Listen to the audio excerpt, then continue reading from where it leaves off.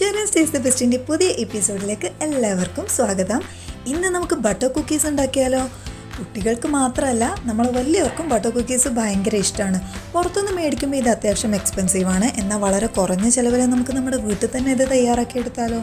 ഇത് ഒട്ടും ബുദ്ധിമുട്ടില്ല ഉണ്ടാക്കാൻ. വളരെ എളുപ്പത്തിൽ നമ്മൾ വീട്ടിൽ അവൈലബിൾ ആയിട്ടുള്ള സാധനങ്ങൾ വെച്ചിട്ട് തന്നെ നമുക്കിത് തയ്യാറാക്കി എടുക്കാം. ഇതുണ്ടാക്കാനായിട്ട് ഞാനിവിടെ 75 ഗ്രാം ബട്ടറാണ് എടുത്തിട്ടുള്ളത്. ഇത് അൺസാൾട്ടഡ് ബട്ടറാണ്. സോൾട്ടഡ് ബട്ടർ ആയാലും കുഴപ്പമൊന്നുമില്ല. ബട്ടർ എപ്പോഴും റൂം ടെമ്പറേച്ചറിലായിരിക്കണം.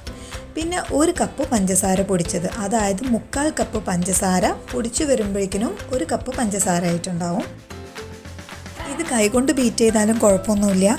പക്ഷേ എഗ് ബീറ്റർ ഉണ്ടെങ്കിൽ അതാവും കുറച്ചും കൂടി എളുപ്പം.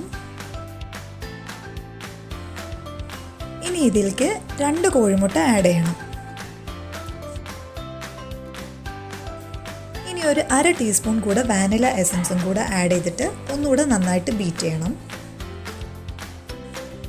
ഇത് അപ്പം തന്നെ കഴിക്കാനാണെങ്കിൽ ബേക്കിംഗ് സോഡ ഒന്നും ആഡ് ചെയ്യേണ്ട ആവശ്യമില്ല. ഞാനിതിൽ ആഡ് ചെയ്തിട്ടില്ല. ഇനി ഇത് സ്റ്റോക്ക് ചെയ്ത് വെക്കാനാണെങ്കിൽ ഒരു 1/2 ടീസ്പൂൺ ബേക്കിംഗ് സോഡയും 1/2 ടീസ്പൂൺ ബേക്കിംഗ് പൗഡറും കൂടെ ആഡ് ചെയ്യേണ്ടി വരും. അപ്പോൾ കുക്കീസ് ഒന്നും കൂടെ സോഫ്റ്റ് ആൻഡ് ക്രിസ്പി ആയിരിക്കും. ഇതൊരു 25 ഗ്രാം കാഷ്യൂ ഞാൻ മിക്സിയിലൊന്ന് അരച്ചെടുത്തതാണ്. ഇത് ഒരുപാടൊന്നും അരയണ്ട. അതായത് ഇതുപോലെ ചെറിയ ചെറിയ തരി ഉള്ളത് നല്ലതാണ്. അപ്പോൾ ഒന്ന് കടിക്കാനുണ്ടാവും. കാഷ്യൂസ് ഇതിൽ ആഡ് ചെയ്യുമ്പോൾ നല്ല ടേസ്റ്റിയാണ്, അതുപോലെ നല്ല ഹെൽത്തിയാണ്. ഇനി നമുക്കിത് ബാറ്ററിലോട്ട് ഇട്ടിട്ട് ഒന്നുകൂടെ ബീറ്റ് ചെയ്തെടുക്കാം.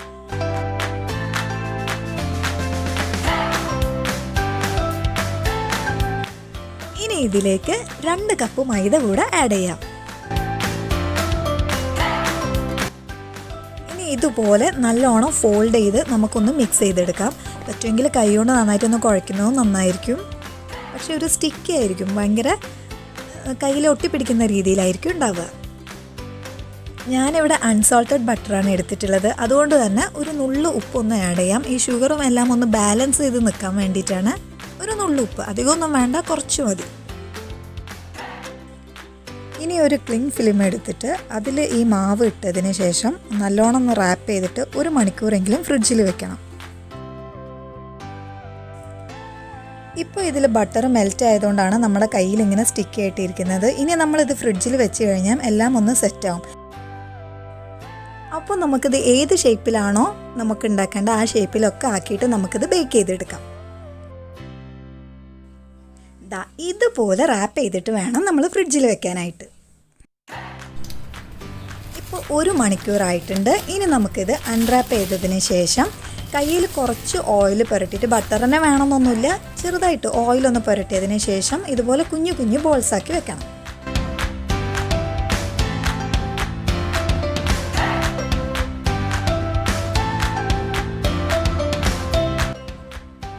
കയ്യിൽ ഒരു അല്പം ഓയിൽ പുരട്ടിയിട്ട് ഇതുപോലെ ഉരുളയാക്കി പരത്തി ഒരു ഫോർക്ക് വെച്ചിട്ട് 2 സൈഡും ഇതുപോലെ ഒന്ന് പ്രസ് ചെയ്ത് കൊടുക്കണം. ഫോർക്കിൽ ഒരു അല്പം ഓയിൽ പുരട്ടുന്നത് നന്നായിരിക്കും. എന്നാൽ അതിലിങ്ങനെ സ്റ്റിക്കായി നിൽക്കില്ല, ഒട്ടിപ്പിടിക്കില്ല. ഇതേ ഷേപ്പ് തന്നെ വേണമെന്ന് യാതൊരു നിർബന്ധമില്ല. നമുക്ക് ഇഷ്ടമുള്ള ഏത് ഷേപ്പിൽ വേണമെങ്കിലും എടുക്കാം. പക്ഷേ ഇത് എല്ലാവരുടെ കയ്യിലും അവൈലബിൾ ആയിട്ടുള്ള ഒരു കാര്യമാണല്ലോ. നമ്മുടെ വീട്ടിൽ എല്ലാവരുടെ വീട്ടിലുണ്ടാവും, സ്പൂൺ ഉണ്ടാവും, ഫോർക്ക് ഉണ്ടാവും. അപ്പോൾ അത് വെച്ചിട്ട് നമുക്കിങ്ങനെ പ്രസ് ചെയ്തെടുക്കാം. ഇത് ഞാനിപ്പോൾ ഓവനിൽ വെച്ചിട്ട് ബേക്ക് ചെയ്തിട്ടാണ് എടുക്കുന്നത്. അതായത് ഒരു കൺവെക്ഷൻ മോഡിൽ 180 ഡിഗ്രിയിൽ ഒരു 25 മിനിറ്റ്സ് എങ്കിലും ബേക്ക് ചെയ്തെടുക്കണം. നമ്മൾ എന്ത് ബേക്ക് ചെയ്തെടുക്കുകയാണെങ്കിലും ഓവനിൽ ഒരു 10 മിനിറ്റ് എങ്കിലും അത് പ്രീഹീറ്റ് ചെയ്യൽ നിർബന്ധമാണ്.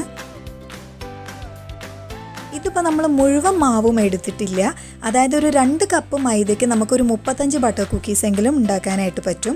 അപ്പോൾ ബാക്കി വരുന്നത് നമ്മൾ ഇതുപോലെ റാപ്പ് ചെയ്തിട്ട് വീണ്ടും ഫ്രിഡ്ജിൽ വെക്കണം.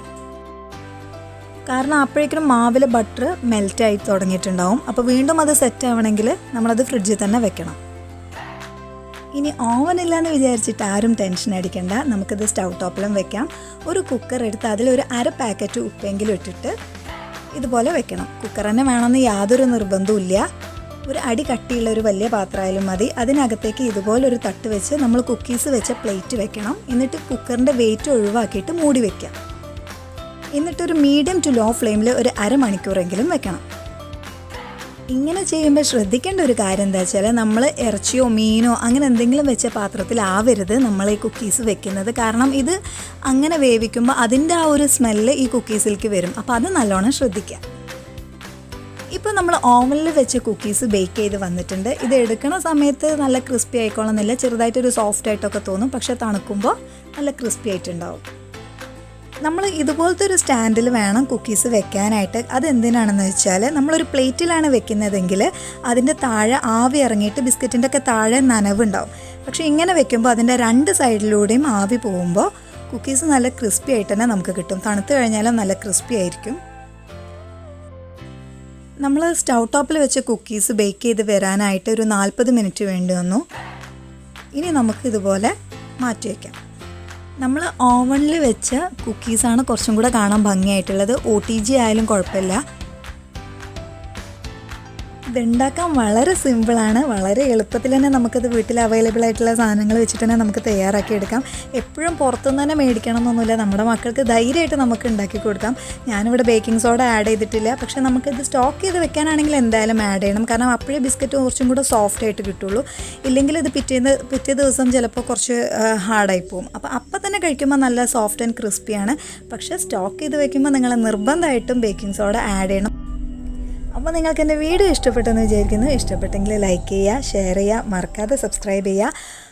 വീണ്ടും ഒരു ടേസ്റ്റ് ആൻഡ് ഹെൽത്തി റെസിപ്പിയുമായി ഞാൻ വരാം. അതുവരേക്കും thanks for watching and bye from Sherin's.